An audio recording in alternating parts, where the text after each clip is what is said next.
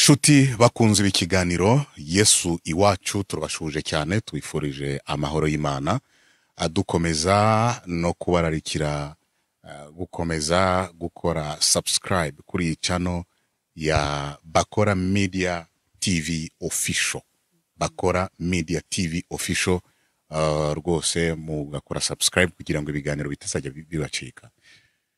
Uyu munsi ntago ndi jyenyine kuko musanzwe mumaze kubimenyera muri iki kiganiro, ndi kumwe n'umufasha wanjye akaba ari we nimubona ani Janine. Wavuze cyane sha. Nimubona ani Janine. Okay, kandi rero hari abantu bakomanse rwose mu kiganiro bavuga ngo uzajya uzamura mikro, basi wigerageje uzamura kajwi, duza kajwi. Bose ndavyemeye umunsi ndabikora. Yego. Ubwo rero tukaba rero dutangiye ikiganiro cyacu, ariko tubashimire cyane kuko abantu ikiganiro cya mbere ku munsi wa mbere dutangira ikiganiro Yesu iwacu, twahise tubona abantu 100 mu masaha make rwose atarenza 3. Abantu 100 ndajyomba bwiza ukuri yuko byaratunejereje mu buryo budasanzwe, twarishimye cyane. Mu by'ukuri mwatweretse ko turi inshuti rwose. Buriya no mu makarita ibyo nuko wagira amakarita 3 arya ukagira bibi na bwana kwizo karita rwose iyo zishize ku meza na waine karita bwana waine wapiri bwana bibi waine wapiri abo ngabo bafite isi urayihindura. Niyo mpamvu rero tubashimira cyane rwose kuko muri abantu beza cyane. Tunashimira cyane parrain, ndavuga pare wanjye ari we Theo Makombe, Imana iguha umugisha cyane. Tunashimira na Mareno. Yego, Ernestine Mpinga nzima. Imana imuha umugisha gose. AKENEYE. Turashimira cyane imiryango yanyu, Imana ikomeze ibaha imigisha cyane. Ariko mbere yo gutangira ikiganiro reka tubanze dushima Imana kugira ngo ibane natwe muri iki kiganiro, ntabari twe tugaragara ahubwo hagaragara icyubahiro cy'Imana. Data mu izina rya Yesu Kristo Mana ugira neza, turongeye gushima urukundo rwawe n'imbabazi zawe. Mwe Imana tugushima ukuntu wabanye natwe kuva mu gatondo tugejeje amasaha turi bazima, naco twatanze nta nico twari gutanga cyari gutuma twemerwa imbere yawe uretse ubuntu bwawe n'imbabazi zawe. Turagushima ariko byakoretse, turagushima ku byabaye, tuguheje icubahiro Mwami, tuguhaye ikaze muri kino kiganiro kugira ngo abari ugaragara hagaragara icubahiro cyawe. Twe ntitugaragare Mwami, twe ntituboneke, ariko abari uboneka Mwami, kandi nitwasamika akanwa kacu turakwinga mu mwuka wera kugira ngo abari utuyobora ku majambo meza tuza kuvuga hano hantu. Cyo dukomeza gusaba na amaraso ya Mwami Yesu kugira ngo tweza dutunganye aho hose tutakoze ibiguhimbara, aho hose twiyumvira ibitagira ikimazi, aho hose twatuye amajambo atagira umumaro, ibyo twibuka n'ibyo tutibuka. Turakwinginze Mwami Imana ngo amaraso yawe Yesu atuboneke ko nkuko ijambo ryawe rimbwira ngo ubonye ko amaraso yawe n'umuciro urubanza ahubwo mwita umugororotsi. Turakwinga ngo amaraso yawe Mwami tuboneke imbere yawe tudatsindwa n'urubanza. Bana natwe komeza tugire neza, uhezagira umuntu wese azokwifuza kino kiganiro. Ndasenga ngo Mwami ntihagire ikintu na kimwe azobura kuramwo, kandi bize bigira umumaro kuri benshi. Ni mu izina rya Yesu Kristo bisenze twizeye, amen. Haleluya. Amen. Dutangiye ikiganiro cyacu kandi tunashimira cyane ku bantu bamaze kukibona bakagikunda. So uyu munsi rero mu gutangira ikiganiro cyacu hari ikintu kimbabaza, inkuru maze iminsi numva kandi su bwa mbere mbyumvise. Hariho bamwe mu bakozi b'Imana, umugore akagenda agasambana, ubwa mbere umugabo agasaba imbabazi, umugabo akavuga ati wambabari wa mugore we, ibi bintu uri gukora ko atari byo, ntabwo ubona ko uri gusebya izina rya Kristo. Umugore agakomeza, umugabo yagira icyo avuga ati genda ujye ku maradiyo, genda ujye mu rusengero, n'ubundi ni wowe uzaseba kuko ni wowe ukora imirimo, ni wowe pasiteri. Uyu munsi rero ndumva tugomba kuganira ibintu Yesu agomba gukora mu ngo, naho harimo ihohoterwa mu buryo budasanzwe. Icyo kintu ni mbwira inama wagira uwo muntu, uwo mugabo cyangwa se uwo mugore uza kuza gukurikira iki kiganiro, wamugiriye inama kuko kumwegera biragoye. Uwo mugore wamugiriye inama, ese mu by'ukuri nibyo akomeze gahunda ze,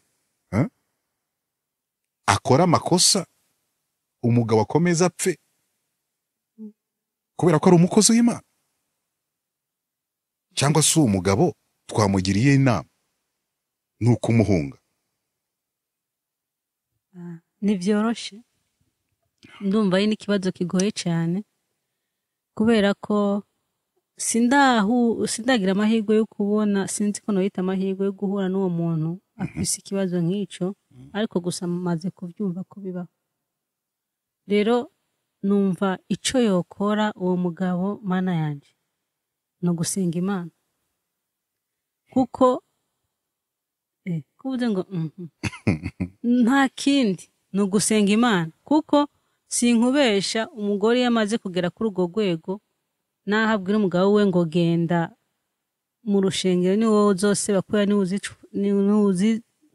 uzwi cyane, urumva yuko birababaje cyane. Hageze aho umugabo yumva yuko aremerewe, kandi koko araremerewe kuko ntafise uko abigenza, ntafise icyo yokora. Rero Satani novuga ko yamwinjiranye mu rugo rwiwe. Rero ikintu ca mbere numva yokora, hageze ubwo buryo, hageze aho umugabo we ahagarara hejuru akavuga ati n'ubundi ni uzoseba, amenye yuko ubwa mbere na mbere ariko agwana nande. Si umuntu nk'uko amubona n'uko abona ishusho yiwe y'uwo mugore, ariko nagoma mubwire ngo ntabwo ari uwo mugore ko baragwana, uwo bari guhangana nawe ni Satani. Rero iyo Satani kugira ngo azoyineshe, azoyitsinde, nta kindi uretse gusenga Imana n'ukwiyiriza. Ukaja imbere y'Imana ugahereza umutwaro Imana. Yesu akaba ari we aza gukora umurimo. Ataraho sindakubesha, bigeze aho ni hahandi hasha kuvamo no kwicana, ugasanga na wa mugabo yavuye mu mwuka. Aha ni hari abantu usanga avuga ati hewe uri kuncokoza jewe, Yesu ndamushira hasi, hanyuma nze nkwereke ingene umubiri wanje ukora. Urumva rero ngaho bigeze aho ni ukuvuga ngo ni ikintu kidasanzwe, ni ibintu bimaze kugera kure. Ico agomba kumenya ni ukwihangana n'ukwirinda cyane, kuko Satani ari kumugomba cyane gose. Satani arashaka kumukoresha amakosa, arashaka aduze ishavu ryiwe, hagera ahantu afate n'icuma ashobora gucumitwa umugore, kuko birabishe cyane. Kandi urumva uwo mugabo arababaye, birabishe kumva umugore agenda akaguca inyuma uko ashatse ukabimenya, hanyuma yarangiza ngo ni uzose bakora umukozi w'Imana. Kubera iki? Rero ico novuga, uwo mugabo nabe maso, amenye neza yuko tutanigana n'abinyama n'amaraso, ahubwo tunigana n'imyuka mibi.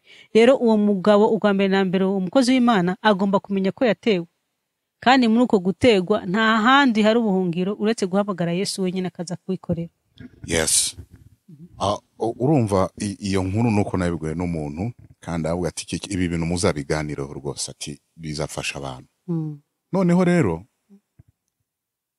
wakaba avuga ati nta gisubizo mfite. Igisubizo maze kumufata kenshi, ati mwifatira umugore wanjye asambana, kandi Bibiliya ahangaho ikitwa ubusambanyi bwo nta no muri leta nta kintu wiruga ubaza, no gutandukana. Ariko akavuga ati gihe umugore wenda mukunda.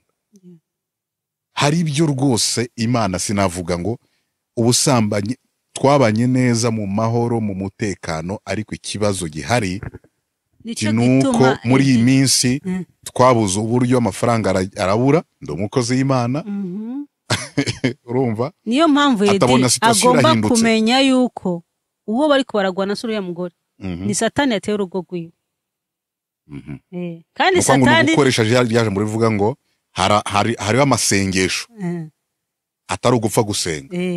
Umudayimoni ahunga ari uko wiyirije amasengesho, ukiriza ubusa ukagenda ugasenga kugira ngo umudayimoni. Na Yesu yarabwiye abigishwa, avuga ati mwene ayo igihe bamubwira ati twasenze twirukanye amadayimoni n'ibiki akavuga ati mwene ayo madayimoni nta kugwaho n'ikindi uretse gusenga n'ukwiyiriza. Rero uwo mukozi w'Imana nahagarare mu ijambo amenye ngo natewe. Iyo umujura yaje gutera urugo rwawe akaza rimwe akagerageza kubomora, kumbura uwo munsi ukabimenya, neje ukabimenya, haba hageze iki? Ukora izamu. Ukora izamu ukavuga uti uwo munsi rero ndarara nicaye ndacunga kugira ngo uwo mujura ataza kumbomorera urugo rwanje. Urumva bigusaba sacrifice, birasaba kudasinzira, bisaba kutaryama. No mu buryo bw'imwuka nuko bimeze. Birasaba guhangana n'iyo daimoni yaguteye, ugasenga, ugahamagara Yesu, ugahamagara amaraso ya Yesu. Uko biri kose Imana ntizokwirengagiza amasengesho yawe, izotabara. Ntago byoroshye kuko uwo mugabo nawe aravuga ati rwose umaze kuba ubwa gatatu, tintekereza yuko hari ahantu bigeze n'ibyo umugiriye inama yo gusenga, ariko ntago byoroshye. Buriya no gusenga nabwo harimo n'impano. Impano kandi twebwe ani biroroshye kubwira undi gusenga. Ndakubwiza uko. Ndabizi. Biroroshye mu gihe uwundi muntu ari mu kibazo kumubwira ngo senga. Kuko ubimenya nawe iyo ugeze mu kigeragezo. Haraho ugera mu kigeragezo nawe bikanka yo gusenga. Iyo uri mu kigeragezo kugira ngo ufate umwanya wo gusenga, yego biraryoshe kandi bitanga ingufu iyo wabishoboye. Ukavuga uti ibibazo mfite reka Mana ngende mfunge icyumba nsenge maze unkureho umusaraba uyu mudayimoni amveho.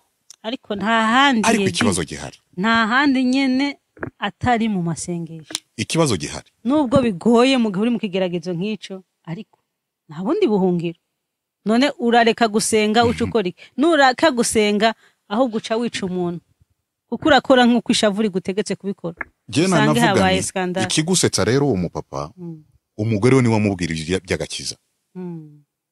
Umugore yabanje gukizwa, arakizwa, akazajya gusenga, umugabo akagenda akamufata, agafata umugore ku rusengero, agafata n'abana, nyuma umugabo naza gukizwa, arakizwa, Imana iramukoresha, aza gusengera kuba umukozi w'Imana mu itorero.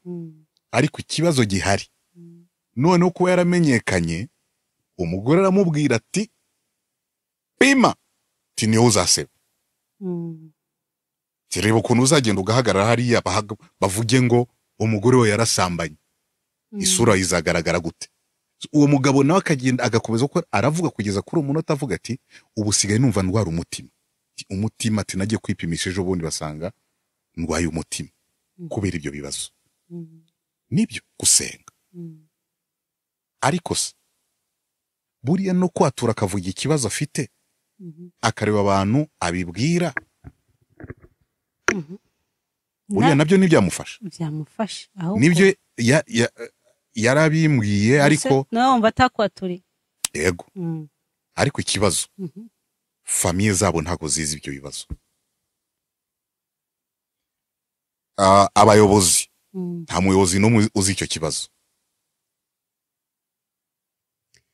Atagize izo ngufu zo gusenga. Kuko ibintu ni bibiri. Hariho gusenga ukavuga uti ngiye gusenga Imana ihindura uyu mugore. Hariho n'ikindi cya kabiri, gutera intambwe ukigira umuryango cyangwa se ubuyobozi. Uko abayobozi nabo iki gihe abayobozi hari ukuntu bahuza ingo bagahuza abantu. Ego mugaje numva imbere yuko aje mu buyobozi, niba by'ukuri ari gusenga, gusenga byo nivyo vya mbere. Yego hari igihe ubona ko bitinze uharuye umubabaro ufise indani mu mutima wawe, ariko uri umuntu wamenye Imana nta handi hari ubuhungiro. Ariko ikindi naco n'ukwegera umuryango, ndi kuvuga nka family proche, nk'abavyeyi biwe, abavyeyi w'umugore, mukwegera akababwira ikibazo kihari, nabyo bishobora gufasha bakabagira inama, bagahanura uwo mu mama, kumbure bishobora kugira umumaro. Hanyuma icongeye ko gakomeza gusenga, hanyuma Imana izotabara uko bikose. Sinovuga ngo Imana izoreka gutyo ngo bigende gutyo. Oya, kandi urumva uwo mugabo we waranamukunda, ntashaka no kumutakaza. Kandi nihagera ubwo buryo bw'uko buri umugabo nawe araraba ati none ninahukana n'uwo mugabo, kuko bigeze ngaho no mu buyobozi basha kubatandukanya, kubera ko hageze mu bintu harimo ibibazo by'ubusambanyi canke numva nawe nicyo kibazo afite, nawe n'umugabo urumva atangwa kugira ingwara kubera bibaze guhura navyo, amaze kugira umutima, ingwara y'umutima, urumva ibintu byose biba bimaze kumurenga cyane. Rero je ndavuga ngo hampande yo gusenga nabibwira uwo muryango wiwe, hanyuma babahanure, hanyuma ko akimukunda akomeza asenga Imana. Je nakubwica mbere na mbere nuko uwo mukozi w'Imana agomba kumenya yuko yatewe mu rugo rwiwe kandi agomba guhagarara urugo rwiwe. Je ndatahura cyane uwo mugabo, impamvu ndi kukubwa nk'umutahura nuko araraba ati ninatandukana n'uwo mugore, abana banje nibo baza kuba victime y'ikibazo cyo guhura nabyo. Ugasanga n'uwo mugabo byose ari kubikora mu kwihangana, mu kurindira, kubera ko ikibazo c'abana biwe. Urumva aravuga ati abana ejo bazombaza mama yaroye he. Abana bamaze gutakaza mama wabo, urumva yuko abana be barakuze, umwe agiye kurangiza universite. Yego, nagomba kuri uko biri kose mama w'umuntu aguma ari mama w'umuntu. Yego. Kandi urumva ntibizoreka kubakomeretsa ngo mama we arakutse. Mugabo rero ko niba abana biwe bamaze kugera kuri urwo rugero, harageze ko nabo bamenye ibibazo papa we afise. Baka uwo mupapa nuko ikibazo kihari ubu, abavyeyi urumva bari bishira kure y'abana babo. Ugasanga ntuganiriza umwana mu rugo rwawe, ntumuha umwanya ngo muganire mu bwiri. Ibyo tuzabiganiraho. Ego. Tuzabiganiraho kuganiriza abana mu rugo. Nico cishe rero, urumva rero ni abana ko bakuze niyegera abana ababwira ikibazo kihari, kugira ngo abo bana ko bakuze bashobora no kwegera mama wabo bakamuhanura. Ikibazo yegereye akabibwira abana bakabaza nyina. Ntago wumva ko ari noneho yahita yatsa umuriro, kuko hari umuntu bakavuga ati okay, wabivuze noneho mbikoze kumugaragara. Uko biri kose, kuko umugabo naravuga ati ndabona icyo umugore wanjye ashaka. Arashaka ko tudivorsa, tugabira umutungo. Yes, wavuze ko abana nyine ko yabibwira abana, ariko gihe numvaga byaba byiza ko yakwegera RIB, ibibazo bikamenyekana, ntihazabe cyo ko urumva hari ingo nyinshi kandi z'abantu bakijijwe bagira amakimbirane nk'aya. Kuvuze gutyo barapfuye aho kugira ngo babibwire abana kwanza. None kuvuze gutyo niya bibwira RIB, okay, eske abana ntibazamenya ko ibyabaye, bazovuga ati none papa twe turakuze gute wabanje kubijana muri RIB utinze kubitubwira. Uri kubyumva? Naho yo bihisha abana biwe, ariko umenye yuko bigyashika muri RIB n'ibyashika mu buyobozi, ni ngombwa yuko bazobimenya, kandi bashaka kubifata nabi kuba byarinze kugera mu buyobozi kugira ngo babimenye, ori yuko bari kubimenya hakiri kare. Urumva rero kubibwira abana je numva nta kyosa rihari. Abana bakiri bato bataratahura, aho niho bishaka kuba ikibazo. Muga abana bageze kurangiza university, uwo n'umwana akuze cyane, nawe ageze gutekereza kubaka. Uwo rero uramuganiriza, ukamugisha inama, ukamubwira uti ibintu bimeze gutyo, tubigenze gute, dukore gute. Urumva? Mwegere mama, mumuhanure, kuko mama wanyu nitwatandukana twese tuzoseba kandi namwe muzogira ikibazo. Iyo ari abana bakuze, situ abara abakozi b'Imana, uko biri kose hari ukuntu barerewe mu ijambo. Rero kubibabwira je numva aribyo byogira umumaro gusumba kubanza kubibwira RIB. Ndi kubona umugabo yateye intambwe. Uzi kujya kubwira umuntu ngo umugore wanjye arasambana. Ntivyoroshe. Ntivyoroshe, ariko buriya nawe aba yaremerewe, arinze abivuga aba yaremerewe. Kandi uwo mugabo rero kibazo nawe yatangiye kurwara hypertension. So urumva ko ikibazo gihari. Numvaga rero twagira inama, nyamuneka abakozi b'Imana, muzi neza ko Yesu ari iwanyu. Ntago ari byiza gukora amakosa ukavuga ati ni wowe uza ariko n'uwo mudamu nanjye icyo ushobora kumubwira nuko rwose agomba kumenya neza yuko si uzaseba wenyine, buriya birakurikirana n'abana babo, ahubwo umugore abana nabo bazaba victime. Ahubwo umugore nta nubwo Jane baza nyene yaratewe nyene ni Satani ari kumukoresha.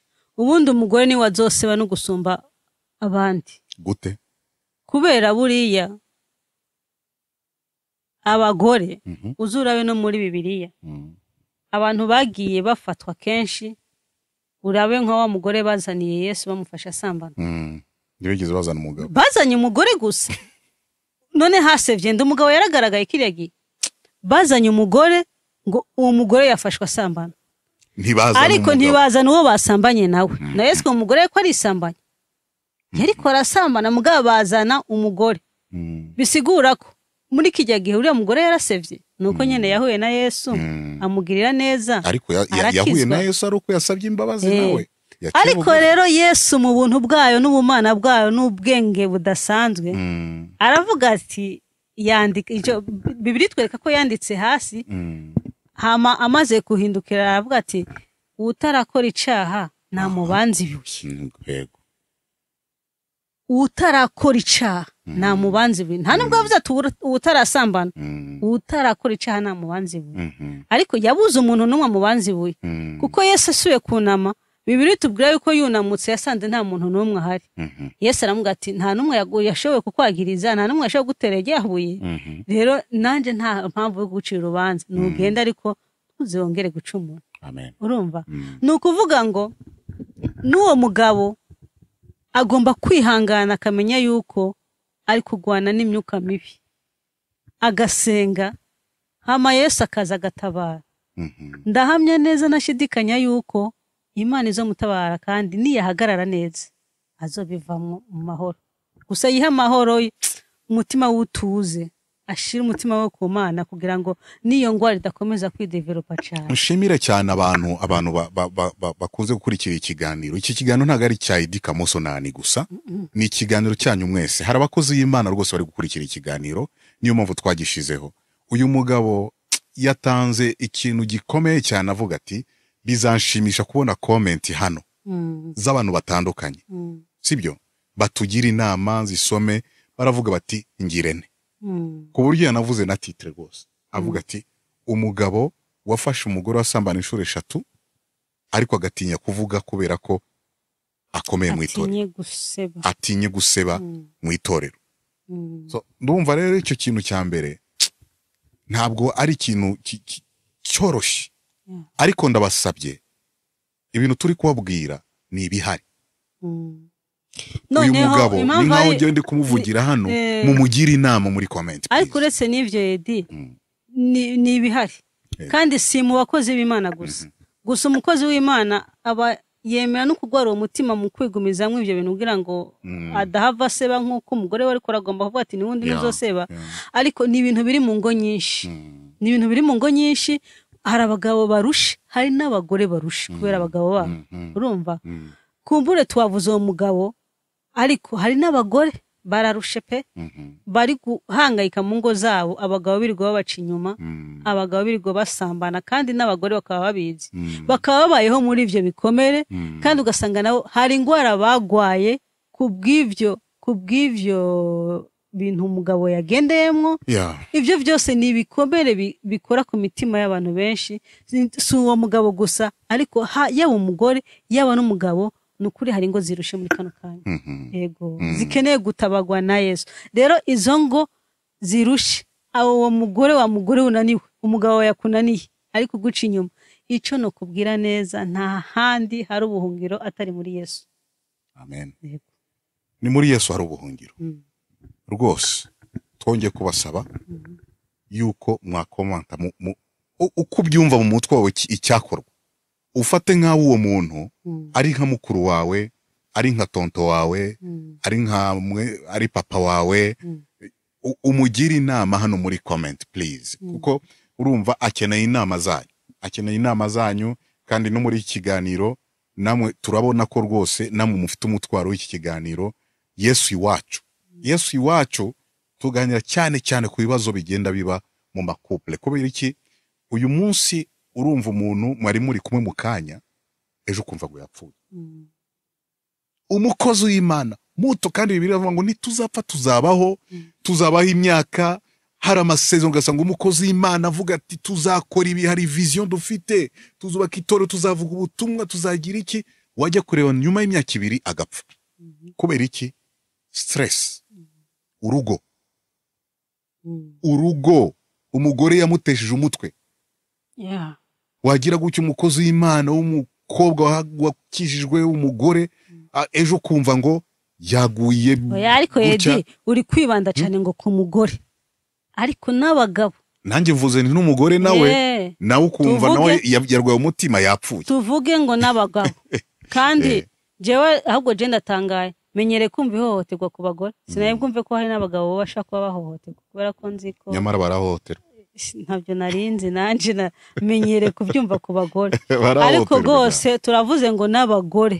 Hari abagore ingo zirushe, abagore baruhiye mu ngo.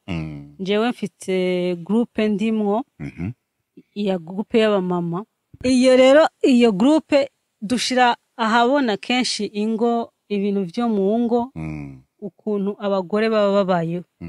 Rero kubera iyo groupe ari y'abamama, tumenya cyane ibibazo abagore bahura navyo gusumba abagabo.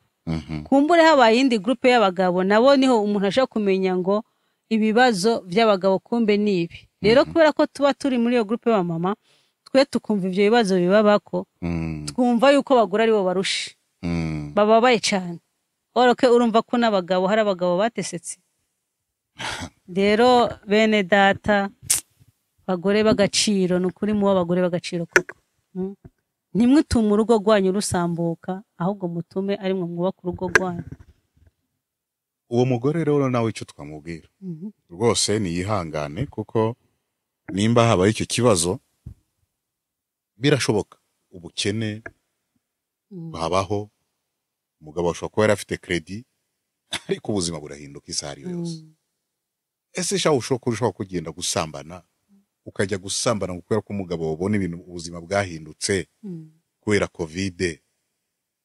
Impamvu ni kuvuga gutyo nuko umugabo ari we watanze icyo gitekerezo. Ejo ubuzima bushobora guhinduka, mugatandukana, akanyerera kaguha, tuvuge niba ari inzu, mugatandukana akaguha uwo mutungo, ariko nta mugisha urimo. Uko umugabo naravuga ati bibaye ngombwa namusigira byose nimba ari byo ashaka, ariko areke kunsambanira hejuru. Yashaka nkabimwandikaho byose ngo ni naho napfa n'ibyawe, ariko icyo cy'ubusambanyi akireke. Noneho rero tugana ku musozo w'ikiganiro. Wavuze gusenga rwose. Yes. Birashoboka cyane rwose. Ariko se mu gihe atabashije gusenga, wowe ni urabishoboye, ushobora kubona ikibazo ukagisengera ukavuga uti Imana, ndababaye, ndashaririwe, ariko ubuhungiro ni wowe. Sibyo? Ariko we n'imbaraga zo gusenga, kuko Satani yo yateye gutyo, aca intege, akama n'aya mavuta wari ufite arayakamura, akaguca intege kugira ngo utabasha gusenga. Jewe ikintu novuga ngaho Edi, ndavuga ngo uwo mugabo nahagarare ku ijambo ry'Imana. Yibaza ati mbega niki cyo ntandukanya n'urukundo rwa Kristo? Mbega ni umugore? Uretse ko bibita byanditse, ni ubukene, ni ugukubitwa, ni uguhamwa, ni ukubura icyo ufungura. Nta kintu na kimwe cyo gutandukanya n'urukundo rwa Kristo. Nta coza, nta kizobaho, nta nikizoza kigomba kudutandukanya n'urukundo rwa Kristo. Rero uwo mukozi w'Imana natahagarara neza, rwa rukundo rwa Kristo aritandukanya nago. Kubera iki? Kubera ivyo bibazo ariko arahura navyo. Kandi twumvise yuko ijambo ry'Imana tubwira ko nta kintu na kimwe gishobora kudutandukanya n'urukundo rwa Kristo. Nta mibabaro, nta gahinda, nta kubera ko Yesu niwe wenyine ashobora kutwubakira imitima yasandaye. Yesu niwe wenyine ashobora kugarura urwo rukundo rwagiye. Yesu niwe wenyine ashobora kuba muri urwo rugo rwawe ibintu byose akabihindura. Je nagiye mbona Imana ikora ibintu bidasanzwe mu rugo rwacu. Twaciye mu bikomeye, twaciye mu bibabaje, ku buryo iyo mba umuntu atihangana mu mbabare sindukwirata. Mugabo iyo mba umuntu adahagaze mu Mana ngo nizere neza yuko ejo Imana ishobora guhindura ibihe. Naravuyemo naragiye.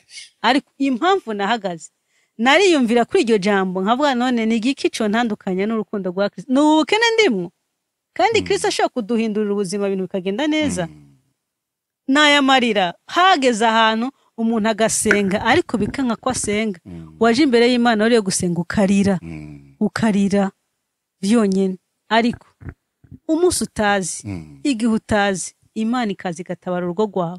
Kubera iki? Kubera ko yakubonyemo yambuto yo kwihangana. Wihanganiye bya bigeragezo, wihanganiye ya mibabaro, ariko Imana nayo iravuga ngo ntabwo nshobora kuguta, nta nubwo nagutererana. Humura, ndi kumwe nawe. Naho uzoca mu muriro nzabana nawe. Ntabwo nta nubwo umuriro ngo nta n'urubeya rw'umuriro ngo ruzo kubabura. Urumva? Bisigura ko dufise amasezerano menshi mu Mana.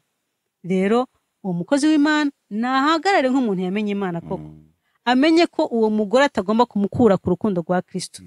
Amenye yuko nta mwana yo mukura ku rukundo rwa Kristo. Uwo mugore babonanye bakuze nivyo, igihe vyanse gumana na Kristo. Mufata ukuboko uravuga uti Yesu uwo mugore ni wowe wamumpaye. Kandi nzi neza yuko iyo utari kubishaka sene kuba mbayana nawe. Niba by'ukuri yaribeshe, niba atari muga uko biri kose nuwe kw'Imana yavyemeye. Rero nagumane nawe ahamagara imbaraga z'Imana zimube ko urukundo rwa Kristo arugumbire. Nzi neza yuko atazokogwa n'isoni. Amen. Nanjye icyo nabwira uwo mugabo nk'uko madame yabivuze, reka nkubwira uwo mugabo we shikama kuri Yesu. Ikintu Satani ari guhiga, reka nkubwire, ibintu nkubwira nuko mbizi neza. Satani arahiga iyo mpano ikurimo, iyo ngiye ikora mu rusengero, iyo ngiye umugore ari kukubwira ngo ibeshye ni uzaseba. Kubera ko impano yatumye bakumenya cyane mu itorero, bakakumenya cyane mu gihugu, bakakumenya, nicyo kintu Satani ahiga. Rero reka nongere nkubwire ngo shikama. Senga mwene data. Hagarika ibintu byose. Hagarika ibintu byose. Upfukame usenge. Mbere yo kujya ugira inama umuntu wari wese. Biravuga ngo ntabaza ndagutabara nkwereke ibikomeye biruhije utabasha kumenya. Ndakubwiza ukuri, iryo jambo ryaramfashije cyane mu buzima bwanjye. Kandi Imana igukuriraho ibintu bikubangamiye mu buzima bwawe, ikabikuraho neza cyane, umudayimoni agahungureba. Rero reka nkubwire, humura, ntabwo ari ubukene. Si ubukene n'ibitume uva mu Mana. Nagiye mbona amakontra menshi ashaka kumfatirana mu bibazo. Madame arabizi nguyu. Yama miliyoni n'amamiliyoni. Apana y'amanyarwanda, y'amadolari. Kubera talent indimo, ariko Satana kanera kuri cya kindi nkunda, kimwe ukunda nicyo Satana akoresha. Ariko icyo nkubwira cyo narashikamye, kuko nta kizankura kwa Yesu. Nzarinda mpfa mvuga Yesu. Suko ndi marayika. Oya. Ariko ndabizi neza yuko Bibiliya avuga ngo naho umukiranutsi wanjye yagwa, ntabwo azarambarara. Ntibishoboka. Naranyereye ndagwa, ariko Uwiteka arambyura. Nkunda cyane, nakunze igitabo cy'umugenzi cyane. Ubudayimoni witwa Pulona amaze gutera mu Kristo, yaramuteye aramutera none aramukubita mu gwanisha hasi ngo amwicaraho. Urabona ukuntu yari gifite ibiro byinshi, ngo ijambo rimuzamo dayimoni amaze kumuniga. Muze aho hantu uri ni hahandi dayimoni kwicara hejuru. Ugeze aho Apoloni akwicara hejuru, ariko wibuke ijambo rimwe mu Kristo yavuze. Mu Kristo yaravuze ngo wa mwanzi wanjye we kunyishima hejuru. Wa mwanzi wanjye we kunyishima hejuru, kuko naho nagwa, aho ngaho uguye wamaze kugibona wageze hasi, Apuloni, mudayimoni Apuloni akwicaye hejuru, umutima ntukubwire ko wapfuye, kuko uracyahumeka, uracyafite chance, 1000 chance yo kubasha kongera guhaguruka no gukubita uwo mudayimoni mu izina rya Yesu Kristo. Birashoboka yuko wakongera guhaguruka. Haguruka uvuga uti wa mwanzi wanjye we kunyishima hejuru, kuko naho nagwa nzabyuka. Imana inzambyura. Haleluya. Imana irakubyura, ibyura umuryango wawe, mwongere mukundane na madame. Imana ibaho umugisha cyane. Imana ibagirire neza. Hanga amaso Uwiteka. Ntuhanga amaso abantu.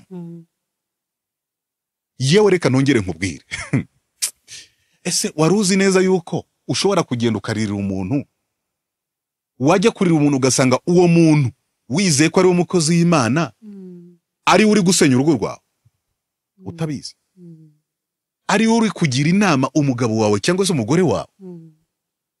Ariko nkunda Yesu, nkunda Mwuka Wera. Umwuka Wera kugira inama y'ibyo uri bukore kandi bikagenda neza nta rusaku rubayo. Rero shikama muri Yesu, usome ijambo ry'Imana, hagarika ibyo urimo byose, fata iminsi 3 ugende ufunge icyuma, uvuga uti Yesu, njyewe nawe tuje ganira n'Imana. Imana izakora ibikomeye. Asenge Imana cyane kandi ashima Imana cyane. Nturabe ibibazo uri kuracamwe umunsi gusa, ntubone ico kibazo gihagaze imbere yawe gusa, ariko wibuke ko hari ivy'Imana yakoze. Nusubira inyuma ukibuka ko hari Imana yagukuye, nusubira inyuma ukibuka ko hari shimwe ufise ikintu Imana yagukoreye, bizoguha imbaraga zo kusenga cyane. Uvuga uti ya Mana yankura hano iracari ya Mana. Haleluya. Iracari ya Mana ivuga bikaba, iracari ya Mana ikora bigatungana. Senga Imana, hanga amaso Imana, usenge wongere ushima Imana kuvya gukora. Kandi ririmba indirimbo yo mu gitabo ya 28 mu ndirimbo zo gushimisha, ndirimbo zo gushimisha zacyamaza gakiza 28. Turabasirikare benshi twogejwe mu maraso y'umwami wacu Yesu Kristo, ni nawe muyobozi. Kubw'imbaraga ze dufite tuzabaho no mu rupfu, dukomeze dushire mbere dushimire Ihoraho. Uwiteka abaha umugisha, nshuti bakunzi b'ikiganiro Yesu Iwacu. Reka Yesu aganze mu buzima bwanyu mu izina rya Yesu Kristo. Dukomeza kubabwira ngo ibyo twavuze uwo mugabo mwamugira inama muri comment hano, ariko dukomeza kubabwira byaba byiza cyane mudufashije gukora subscribe, mukakora na share, mukamenyesha abandi kuri za WhatsApp iki kiganiro. Ndumva uyu munsi gishobora kumfasha, gishobora gufasha wowe, gishobora gufasha mwene wanyu mu buryo utazi, kuko hari benshi bari kutubwira ngo ikiganiro kirabafasha kandi hari ikintu cyahinduye mu buzima bwabo. Uwiteka akomeze abahe umugisha cyane. Iyi ni Bakora Media TV. Jewe ndi Edi Kamoso, nje ndi Ani, yitwa Ani madamu wanjye. Ubwo rero twatwizera neza yuko tuzabona n'utaha mu kindi kiganiro. Ciao. Imana ibahe umugisha cyane. Amen.